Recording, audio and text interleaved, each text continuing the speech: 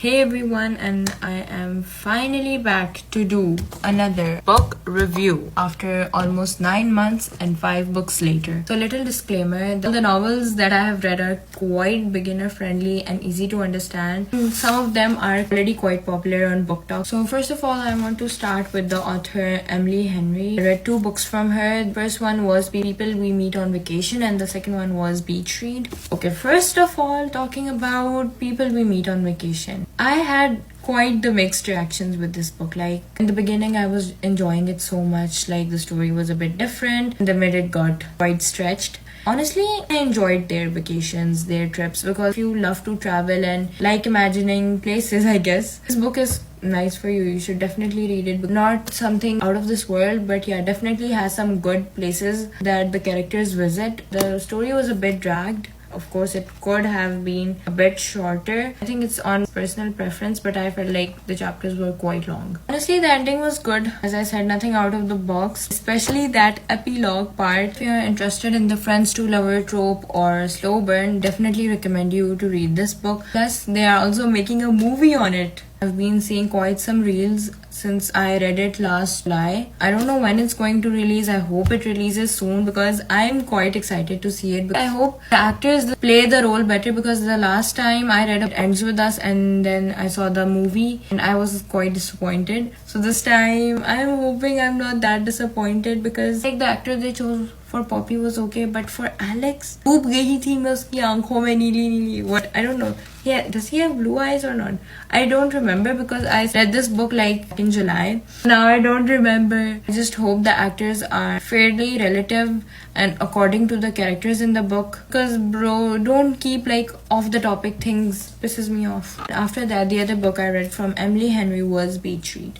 So Beach Read was much better than People We Met on Vacation. It's like an interesting book. Like, it's not something you would imagine, but it's something good. You will enjoy it the entire time you're reading this book. It will not bore you a lot. And honestly, this was that one book where I wanted the point of view of both the main characters. I already had January's point of view, but I also wanted Augustus Everett, or known as Gus's, point of view too, because they were both writing a book in this, because they basically swapped genres, and I was waiting so badly to know what he was writing about. Like, I had to wait until the last chapter to know what he was writing about. The thing that I really loved about this was definitely the small town setting. Because usually, you have such big cities where the stories take place. This was much more calm, cool, and collected. And I don't know why I was so connected to January, especially when she found out about her dad's mistress and their house, and just going there and feeling all these emotions. Her best friend. I just love her best friend. We all need a best friend like that. Okay, see, the side characters were also really entertaining. It wasn't like, okay, yeah, they just had some extra space to fill, so I added another character. No, side characters put a lot into the story. The number of pages per chapter was also quite nice. It wasn't quite long, but yet not very short. So if you're looking to read something from Emily Henry, it should definitely be Beach Read. And after that, I have this book from Trisha Levenseller, author of The Pirate King. Honestly, one of my favorite books that I have read since last year. It's a good, no-nonsense fictional book. I enjoyed it thoroughly, especially because it's about daughter of the Pirate King,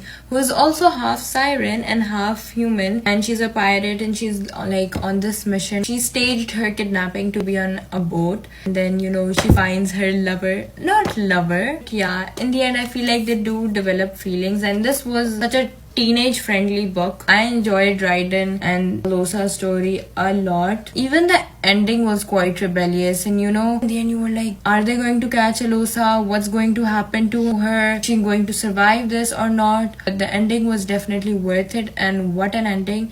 And this is actually part of a series, and I didn't know that when I was buying this book, so I would have bought the 4 books. If you're reading anything from these 5 books, just trust me and read this book. This is such a great book. So beginner friendly and easy to understand. Chapters, they are the perfect length. Like, literally obsessed with this book. Alosa was giving girl boss vibes. Like, she is one of my favorite female characters in all of the novels that I've read till now. The best part of this book was definitely that it is not very long. Like, it won't take you a lot of time to read and understand this. It's just a quick read. Also, there is a lot of action. Get ready for that. It also had an enemies to lover trope too. The ending was quite incomplete because of course this book is in a series, so you need to read the entire series to understand this theme. And honestly, I was surprised this was the author's first book. Like, the first book was so good. I'm hoping that the other books that this writer wrote are just as good or even better than this one. After that, I have Alina Arms, The Spanish Love Deception. Honestly, it was one of my least favorite books. You know why? Because I don't like slow burns. And this was the slowest slow burn I have ever read. I feel like the saving grace of this book was Aaron Blackwood, because this girl, Catalina Martin, honestly, you get so much from her. Like,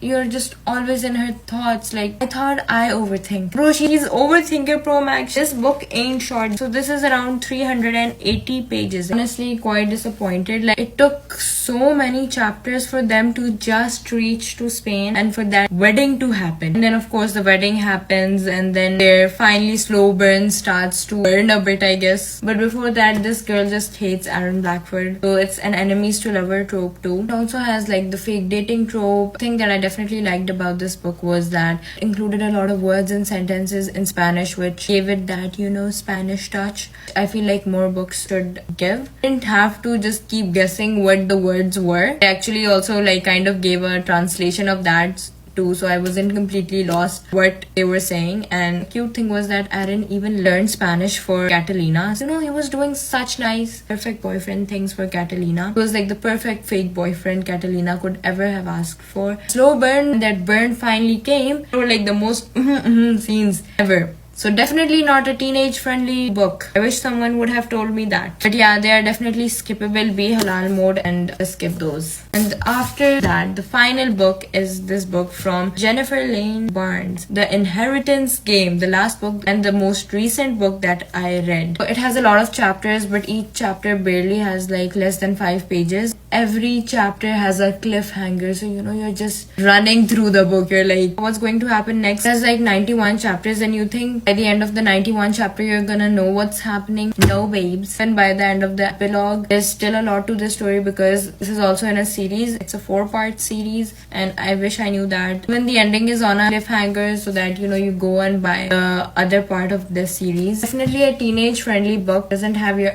scenes, and you know, there's a lot of suspense. There was not a lot of overthinking in this book, and honestly, I love the main character, Avery. Then, you know, you got the Hawthorne brothers. Like, everyone loves them. Hawthorne brothers are just it. None of the side characters were actually useless. Every side character had a purpose. This was definitely a good read. You know, it was quite interesting to see her go from like being so poor to just out of nowhere getting $4.6 billion. And in the tropes, they also have high society, and you think you know the answers and you know what's going to happen, but it's always something else. I think people who like murder mysteries or escape rooms will love this book. This book also had a love triangle, and you know, all the time I was guessing who is she going to choose, because I like both the main love interests. They weren't love interest because there wasn't a lot, but they were continuously there. Like, there was Grayson and then there was Jameson. Honestly, I loved Grayson more than Jameson, maybe because of his gray eyes. I don't know why, because he was there from earlier stage in Avery's life. It's a bit hard to read because there is a lot of things going on and a lot of names and a lot of things that you need to remember. Yeah, they give you some FYI, you don't forget, and they're talking about specific things. There are a lot of riddles being solved. Yeah, definitely one of my favorite mystery books that I've read. After this, I will definitely buy other book in this series and read that and definitely review it. And hope you guys enjoyed my book review.